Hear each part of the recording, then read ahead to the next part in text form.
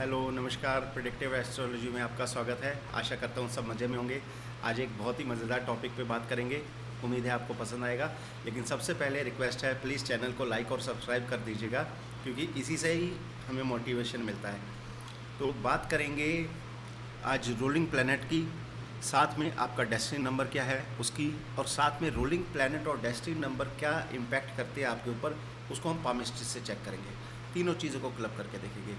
तो time waste नहीं करते, जल्दी से वीडियो स्टार्ट कर लेते हैं। तो मैं शुरुआत करूंगा सूर्य से। अगर आपकी कुंडली में जो रूलिंग प्लैनेट है, अगर वो सन है, तो ऐसे लोग कैसे होंगे। पहली चीज़, ऐसे लोग थोड़े जो है ना अड़ू किस्म के होंगे। दूसरा, आपको एक अलग ही तेज, एक अलग ही चमक इनके चेहरे पे दिखाई देगी। कॉन्फिडेंट होते हैं, बहुत ही बातों के धनी होते हैं। मतलब किससे क्या बात करनी है ये इनको पहले से ही पता होता है। लीडरशिप क्वालिटीज़ होती है इनके अंदर, और ये अपने से जो अपनी हैसियत से बड़े लोगों में या समझदार लोगों में उठना बैठना ज़्यादा पसंद करते हैं। इस तरह का इनका व्यक्तित्व होता है। अब अगर आपकी कुंडली में सूर्य रूलिंग प्लैनेट है और साथ में आपका डेस्टिनी नंबर भी 1 है, तो क्या होगा। क्योंकि 1 जो है न्यूमरोलॉजी में, इनका लॉर्ड भी सन ही होता है। अब कैसे, अब आप इस व्यक्ति को क्या कहेंगे। अगर रूलिंग प्लैनेट भी सन है और डेस्टिनी नंबर भी सन है, यानी डेस्टिनी नंबर 1 है, तो सन की क्वालिटीज़ बहुत ज़्यादा निखर जाएगी। ऐसे लोग बहुत ज़्यादा हाई स्टेटस मेंटेन करके चलते हैं, चाहे उसके फाइनेंशियल स्टेटस कुछ भी हो, लेकिन अपने समाज में उस दायरे के अंदर वो अपना स्टेटस मेंटेन करके चलता है। अच्छे कपड़े पहनना, नीट एंड क्लीन प्रेस कपड़े पहनने की इनको आदत होती है। साफ़ सुथरा एनवायरनमेंट इनको पसंद होता है।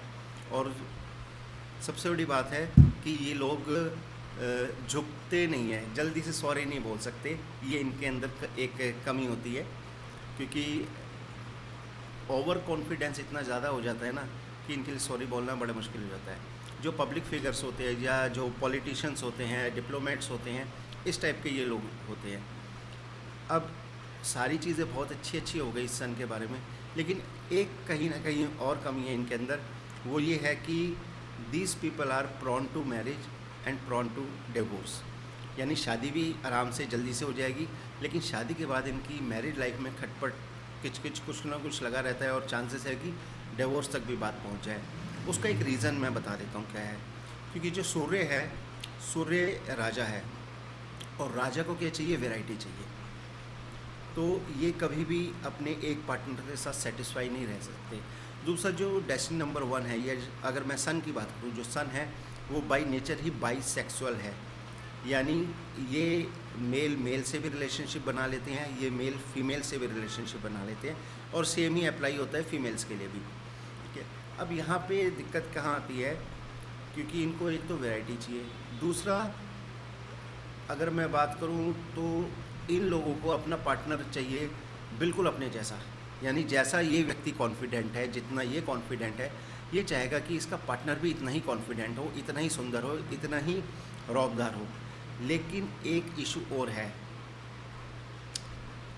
पहली चीज़ तो, अगर मान लीजिए कोई लड़का है, एमएनसी में काम कर रहा है, अच्छा खासा 2-4 लाख का पैकेज ले रहा है, और घर वाले गांव से कोई लड़की लिया है बिहार के, जिसको इंग्लिश भी बोलनी नहीं आती, तो वो लड़की कितनी भी सुंदर होगी, सन वाले के साथ उसकी नहीं जमेगी, या सन वाला उसके साथ निभा नहीं पाएगा। दूसरी चीज़, अगर इनका पार्टनर इनसे एक लेवल ऊपर आ गया, तो यानी जितने कॉन्फिडेंट, जितने लीडरशिप क्वालिटीज़ इसमें हैं, अगर उससे थोड़ा सा भी ऊपर इनका पार्टनर हो गया, तो भी ये नहीं निभा पाएंगे।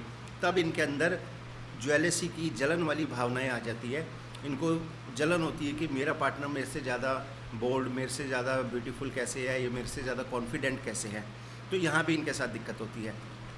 और एक कमाल की बात आपको बताता हूँ, चाहे मेल हो चाहे फीमेल हो, जितने भी प्रोस्टिट्यूट्स आप देखेंगे, प्रोस्टिट्यूट में उनकी बात नहीं कर रहा जिन लोगों को ज़बरदस्ती किसी बच्चों को किडनैप करके इस लाइन में धकेल दिया जाता है। यहाँ मैं उनकी बात कर रहा हूँ जो वेल टू डू फैमिली से है, अच्छे खासे घर से है, पैसा ऑलरेडी इनके पास होता है, लेकिन क्योंकि इनको फिज़िकल होने में वैरायटी चाहिए, तो इसलिए ये लोग जानबूझ के इस लाइन में आ जाते हैं ताकि इनको हर रोज़ डिफरेंट पार्टनर के साथ फिज़िकल होने का मौका मिले। तो ये कुछ बुराई है इनके अंदर ज़रूर। अब इसी क्वालिटी को अगर हम पामिस्ट्री की बात करें, अगर हम इसको पामिस्ट्री में देखें तो कैसे देखेंगे? ये आपकी सन की फिंगर है, ठीक है जी।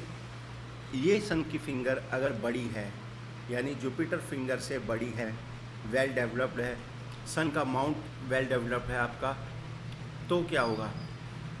तो इनके अंदर जो फिज़िकल होने वाली जो इच्छा है वो और प्रबल हो जाएगी। ये लोग ज़्यादा रिस्क टेकर हो जाएंगे, रिस्क जल्दी से ले लेते हैं। जैसे शेयर मार्केट में रिस्क ले लिया या लाइफ के किसी भी एरिया में रिस्क लेने में ये झिझकेंगे नहीं।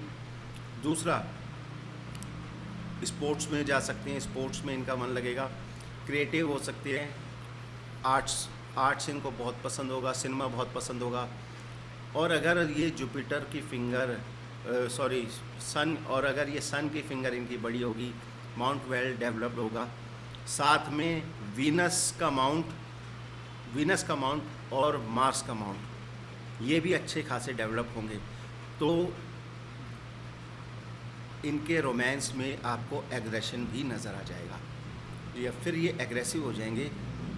और अदरवाइज़ जो सन वाले होते हैं वो रोमांस करना ज़रूर पसंद करते हैं, लेकिन उनकी जो सिर्फ वो वैरायटी वाली चीज़ है ना, उसकी वजह से। अदरवाइज़ सन वाले को रोमांस में ख़ास इंटरेस्ट नहीं आएगा।